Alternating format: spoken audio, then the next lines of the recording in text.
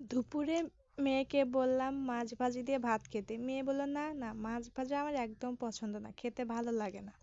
তাকে বললাম আমি তাকে আজকে ফিশ ফ্রাই করে দেবো। সে তো শুনে খুশি যে করে দাও, এটা তো আমার খুবই পছন্দ।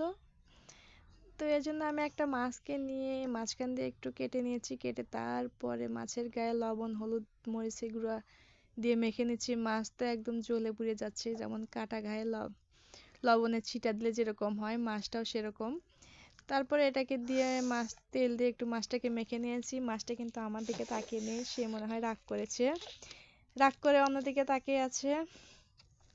তো যাই হোক, এটাকে আমি ভালোভাবে মেখে নিচ্ছি। আর তার যে কাটা কাটা অংশ, সেখানে কিন্তু আমি মানে মরিচের গুঁড়া লবণের মাখাটা কিন্তু দিয়ে দিচ্ছি।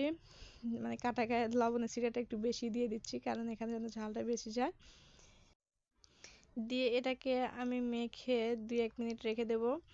আর আমার ভিডিও যদি ভালো লাগে অবশ্যই আমার চ্যানেলটিকে সাবস্ক্রাইব করে আমার পাশে থাকবেন, লাইক কমেন্ট শেয়ার করবেন, কারণ আপনার ছোট্ট একটা লাইক কিন্তু আমার ভিডিও হাজার হাজার মানুষের কাছে পৌঁছে দিতে পারে।